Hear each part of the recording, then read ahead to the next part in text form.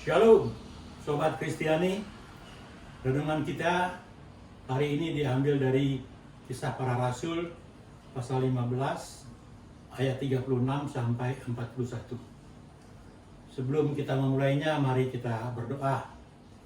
Terpujilah nama Tuhan yang baik bagi kami, ya Allah Bapa. Mohon urapan dari sorga untuk renungan firman Tuhan pada hari ini ya Tuhan. Kami mengimani tidak hanya janji Tuhan bagi kami yang beribadah kepada Tuhan, karena Tuhan akan memberkati roti makanan kami dan air minuman kami, bahkan menjauhkan penyakit dari tengah-tengah kami.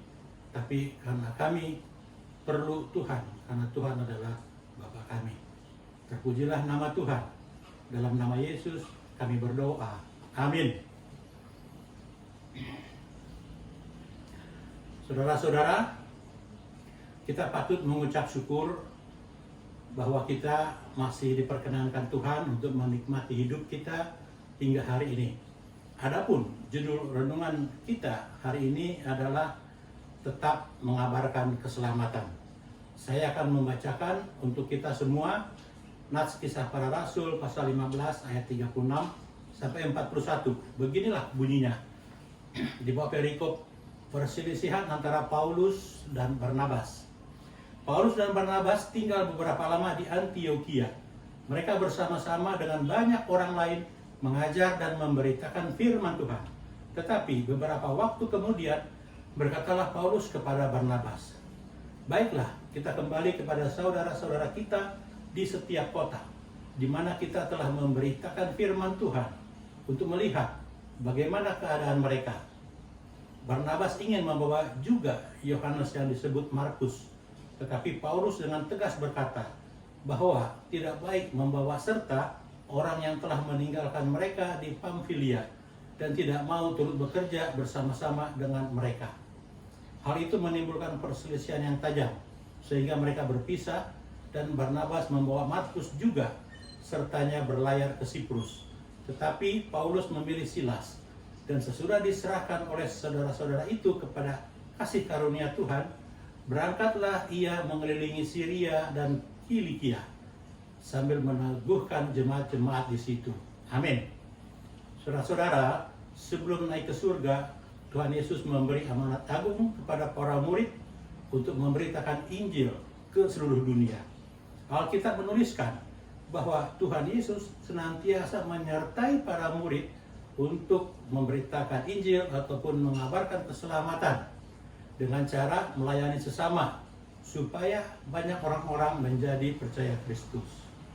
Karena itu, sebagai umat percaya, kita meyakini bahwa Tuhan Yesus menyertai pergumulan para pelayannya, termasuk dalam perselisihan yang terjadi antara Paulus dan Barnabas. Latar belakang Nats ini adalah situasi setelah lebih kurang setahun pelayanan bersama mereka di Antiokhia yang diberkati Tuhan. Sebab di Antiokhia lah lahir sebutan untuk pertama kali orang Kristen. Juga kota Antiokhia menjadi pusat kekristenan terbesar kedua setelah Yerusalem. Nah, setelah beberapa lama mereka di Antiokhia, Paulus menggagas perjalanan penginjilan kedua mereka untuk meninjau situasi jemaat-jemaat di berbagai kota yang sebelumnya sudah mereka layani. Barnabas menyetujui gagasan Paulus tersebut. Namun, Paulus dengan tegas menolak ide Barnabas untuk mengajak kembali Yohanes Markus, mengingat sebelumnya Yohanes Markus pernah meninggalkan mereka ketika di Pamfilia. Sehingga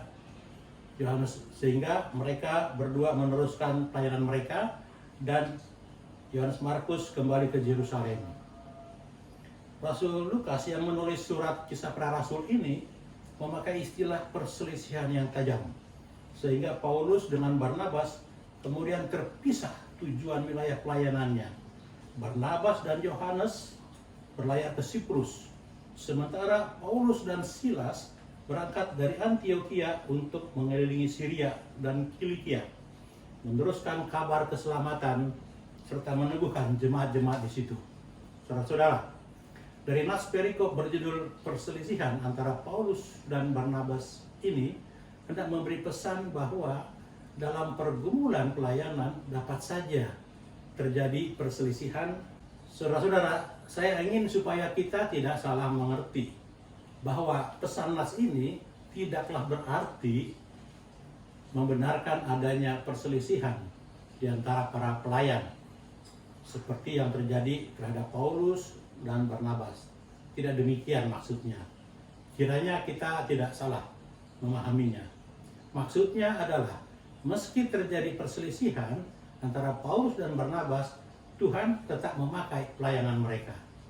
Supaya apa Tuhan memakai pelayanan mereka? Supaya tujuan utama amanat agung dilakukan, yakni tetap mengabarkan keselamatan kepada semua bangsa supaya menjadi murid Kristus. Nah, sebagai umat percaya, hendaknya kita mengabarkan keselamatan adalah menjadi bagian dari gaya hidup orang Kristen. Pertanyaannya, bagaimanakah caranya supaya tetap mengabarkan keselamatan? Saudara-saudara, jikalau kita membaca Nats, Kisah Para Rasul, pasal 15, ayat 36 sampai 41 ini dengan seksama, juga nats lainnya yang terdapat dalam Alkitab, maka kita akan menemukan setidaknya ada 3 pedoman supaya saudara tetap mengabarkan keselamatan. Yakni yang pertama adalah suka bekerja sama, sebagaimana ayat 35 sampai 36. Seperti ada perumpamaan, berat sama dipikul, ringan sama dijinjing. Demikian juga pelayanan kabaran Injil memerlukan dukungan dan kerjasama dari berbagai pihak.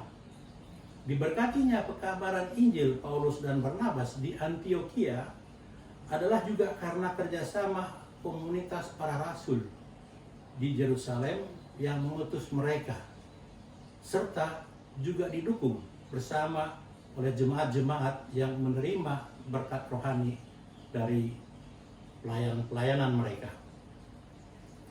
Lalu yang kedua adalah setia melayani, sebagaimana ayat 37 sampai 38. Saudara, pekabaran keselamatan haruslah menjadi gaya hidup setiap orang Kristen dan dilakukan dengan total, bukan sambil lalu saja. Karenanya, pekabaran Injil mensyaratkan komitmen untuk setia melayani. Mengapa harus setia melayani?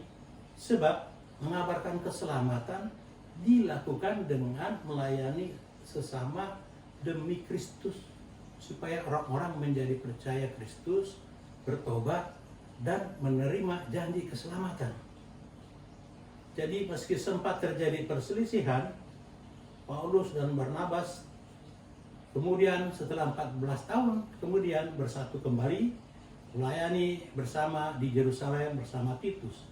Bahkan Paulus mengutus Yohanes Markus untuk melayani ke jemaat Kolose, sebagaimana dimaksud di dalam Galatia 2 ayat 1.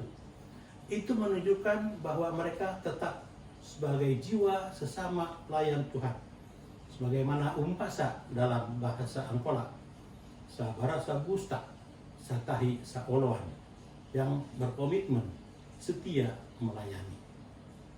Lalu cara yang ketiga supaya tetap mengabarkan keselamatan adalah sama-sama bekerja, sebagaimana dimaksud ayat 39 sampai 41.